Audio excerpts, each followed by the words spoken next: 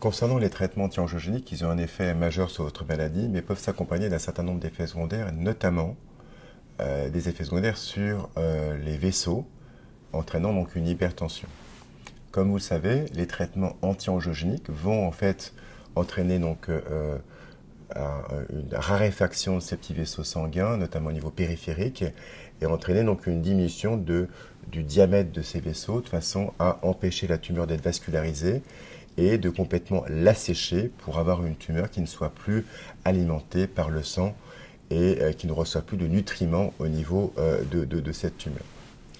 L'effet secondaire donc majeur, du coup, c'est au niveau des vaisseaux entre guillemets normaux, c'est d'avoir cette répercussion et d'entraîner donc une hypertension.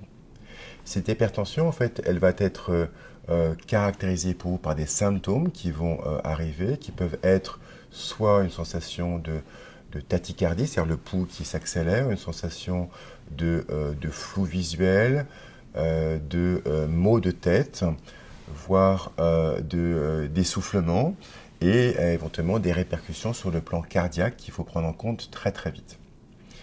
Avant de mettre en place un traitement anti-angiogénique, votre médecin traitant doit vérifier votre tension artérielle par 3 mesures pendant 3 jours de suite, et on fait la moyenne de ces mesures. On parle d'hypertension lorsqu'on a des chiffres au-dessus de 140 pour la systolique et 90 pour la diastolique, donc c'est et ou, soit au-dessus de 140 et ou au-dessus de 90, et dès lors que vous avez ces chiffres tensionnels qui sont un petit peu donc au-dessus, on parle véritablement d'hypertension.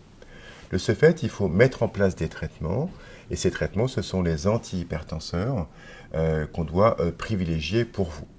Dès qu'on met en place un traitement antihypertenseur, il faut vérifier si ce médicament-là ne va pas rentrer en conflit avec votre traitement anti-angiogénique, et il faut toujours vérifier qu'il n'y a pas d'interaction médicamenteuse. Les traitements qu'on choisit concernant l'hypertension, on va choisir plutôt certains traitements que d'autres, et donc votre médecin traitant ainsi que votre oncologue devra connaître ces classes de médicaments d'antihypertenseurs qu'il faut privilégier parce que certains sont contre-indiqués dans l'hypertension. Également, votre médecin traitant ou votre cardiologue référent devra vérifier votre tension artérielle, faire éventuellement ce qu'on appelle un électrocardiogramme pour enregistrer vos bruits du cœur et voir s'il n'y a pas une répercussion majeure sur le plan cardiaque avec éventuellement un cœur qui souffre, qu'on appelle ça une hypertrophie ventriculaire gauche, de façon à voir justement s'il n'y a pas des symptômes électriques ou radiologiques qui apparaissent au cours du temps. Cette hypertension va avoir des répercussions sur un certain nombre d'organes, notamment sur le rein.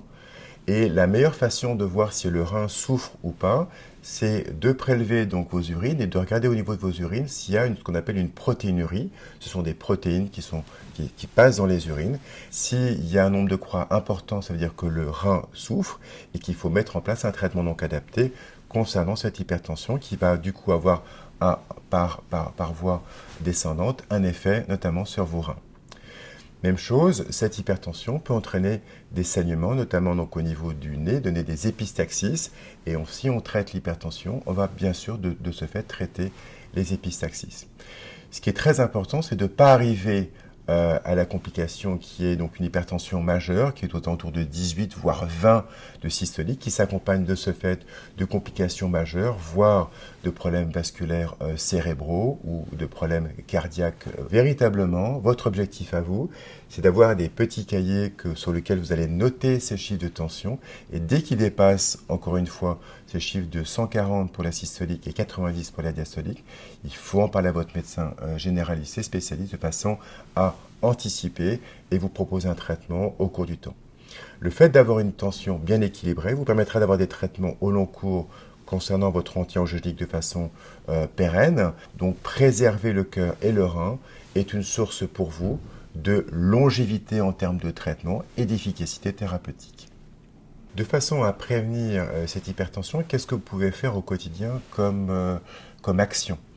Premièrement, vous pouvez contrôler votre poids. Deuxièmement, vous pouvez prendre des repas sans trop rajouter de sel au quotidien, sinon vous allez augmenter votre volume sanguin qui s'accompagne d'une hypertension.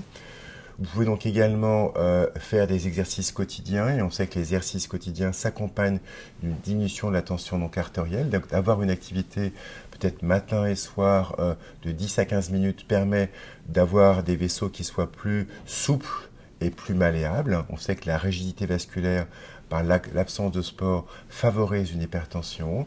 Et puis aussi, bien observer vos traitements antihypertenseurs, ne pas l'oublier, de façon à éviter des pics d'hypertension au cours de la journée.